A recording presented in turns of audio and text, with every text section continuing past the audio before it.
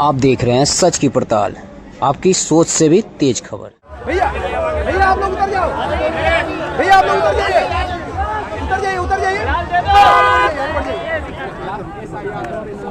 भाई हम लोग इसके विरोध में हैं, पहले दिन से कह रहे हैं कि ये सत्तारूढ़ दल बीजेपी और एनडीए के लोग इलेक्शन कमीशन की मदद से समाज के उन लोगों का जो सत्तारूढ़ दल के विरोध में हैं, जो प्रवासी मजदूर हैं, जो गरीब लोग हैं, जो व्यवस्था से नाखुश हैं और सरकार के खिलाफ वोट देना चाहते हैं, उनका नाम इलेक्शन कमीशन अपने रोल से हटाने के लिए ये सत्तारूढ़ दल मिलकर उन्होंने ये प्रयास किया है। लेकिन मेरा ऐसा मानना है कि बिहार में लोकतंत्र की जड़ बहुत मजबूत है, जनता जागरूक है, हर व्यक्ति को अपने अधिकार के लिए खड़ा होना चाहिए। इलेक्शन कमीशन का ये अधिकार क्षेत्र नहीं है कि वो किसी की नागरिकता तय करे। इलेक्शन सुप्रीम कोर्ट का रूलिंग बिल्कुल क्लियर है, इलेक्शन कमीशन का ये अधिकार नहीं है कि वो किसी की नागरिकता तय करे। अगर इलेक्शन कमीशन आपका नाम काट रहा है तो आप उसके लिए खड़ा होइए। अगर आप अपने मदद के लिए किसी से सहयोग लेना चाहते हैं तो आप किसी राजनीतिक दल से, जनसुराज से या जिस दल से भी आपका सरोकार हो उससे सरोकार लीजिए और अपना नाम जुड़वाइए। हर हालत में अपना मत का प्रयोग आपको करना ही होगा। लेकिन सरकार चाहे जितना जुगत लगा ले, नवंबर में नीतीश कुमार को, नवंबर में एनडीए की सरकार को जाने से कोई रोक नहीं सकता। चर्चा है कि उपराष्ट्रपति बने जा रहे हैं नीतीश कुमार, राष्ट्रपति ने इस्तीफा दिया है, चर्चा हो रहा है कि नीतीश कुमार उपराष्ट्रपति बने जा रहे हैं। बीजेपी के विधायक भी बोल रहे हैं। भाई देखिए ऐसा है, कौन बनेगा नहीं बनेगा इस पर कोई स्पेकुलेशन करने का मतलब नहीं है।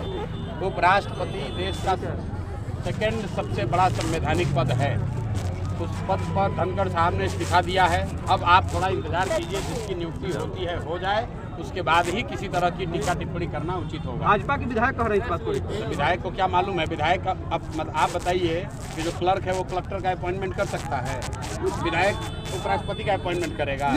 उपराष्ट्रपति जो है वो देश के पार्लियामेंट का अधिकार है। देश के जो दोनों पार्लियामेंट में चुने हुए लोग हैं, लोकसभा और राज्यसभा में, वो मिलकर तय करते हैं कि उपराष्ट्रपति देश का कौन होगा। कुमार बन सकते हैं या फिर जदयू। भाई चर्चा तो कुछ भी हो सकती है, चर्चा के आधार पर कितने बड़े पद के बारे में मैं कुछ भी बोलना उचित नहीं समझता। दिलीप जायसवाल जो है कह रहे हैं कि छिटपुट घटनाएं हो रही हैं, जो भी अपराधी घटनाएं हैं बदनाम करने के लिए कुछ लोग माहौल बना रहे हैं। भाई दिलीप जायसवाल तो एक कॉलेज पर 25 साल से कब्जा किए हुए हैं, क्या वो भी छिटपुट घटना है? किसी का हत्या का उन पर आरोप है, क्या वो भी छिटपुट घटना है? बिहार में 50 से ज़्यादा राजनीतिक परिवार के बच्चों को बिना किसी एडमिशन टेस्ट के मेडिकल कॉलेज में एडमिशन देकर डॉक्टरी की डिग्री दी गई है, ये भी छिटपुट घटना है। ये बिहार के लोगों को तय करने दीजिए। और अगर दिलीप जायसवाल में दम है तो पत्रकार वार्ता क्यों नहीं करते हैं, पत्रकारों के सामने क्यों नहीं बताते हैं? हत्या का जो आरोप है उसको दोबारा रीओपन कराएंगे जनसुराज? बिल्कुल, हम लोग कोर्ट में मूव कर रहे हैं। रीओपन कराने की जरूरत नहीं है। हाई कोर्ट ने उसमें कहा है, ये सीआईडी और सरकार की जवाबदेही है कि हत्या के आरोप की जांच करके रिपोर्ट सबमिट करे। अगर उसको सरकार ने नहीं किया है तो जनसुराज कोर्ट में जाएगी। और आपको ये भी बता दें कि अभी दिलीप जायसवाल छुपे हुए हैं, सोच रहे हैं कि ये आंधी हवा है निकल जाएगी, तभी थोड़े ही दिन में, अभी डेट आपको बताएंगे, उन पर तीसरा किस्त भी जारी करेंगे। पहला किस्त जारी किए कॉलेज कब्जा का, दूसरा किस्त जारी हुआ राजेश शाह के हत्या का आरोप का, अब तीसरा किस्त आप लोग इंतजार कीजिए, अगले कुछ दिनों में इनका जारी होगा। जब तक ये पद छोड़कर भागेंगे नहीं, इनको राजनीति में इनको वापस दौड़ा कर वहाँ नहीं किशनगंज पहुँचा दिया, तब तक इनको छोड़ने वाले नहीं। प्रशांत किशोर जी का आगमन परसा में हुआ है सर, परसा में हुआ और राजद का गढ़ विधानसभा का घेराव का जो मामला है वो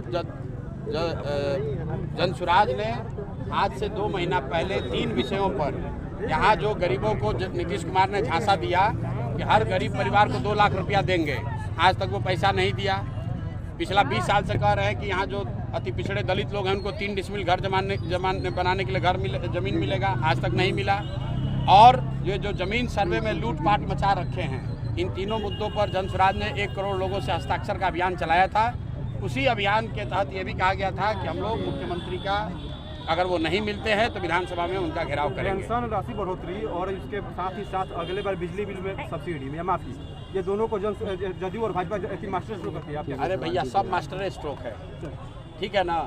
आप 20 साल से यहाँ सरकार चला रहे हैं, सब मास्टर स्ट्रोक के बाद अभी जनता, आप तो कैमरा लेकर यहाँ थे सभा में, जनता ने क्या कहा? किसी ने, एक आदमी ने भी कहा कि नीतीश कुमार को वोट देंगे, सब ने कहा नीतीश कुमार को हटाएंगे। हम तो भाषण नहीं दिए, हमने उनसे पूछा भाई नीतीश को रखना है कि हटाना है, एक एक आदमी ने कहा है हटाना है। ये भी पूछ लिया भाई मोदी कहने पर मानोगे?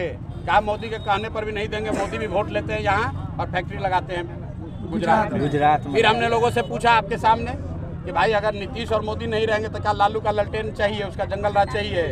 तो लोगों ने क्या कहा, भैया वो तो बिल्कुल नहीं चाहिए, नहीं चाहिए, नहीं चाहिए।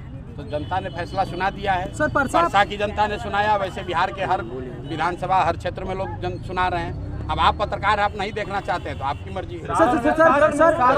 सर परसा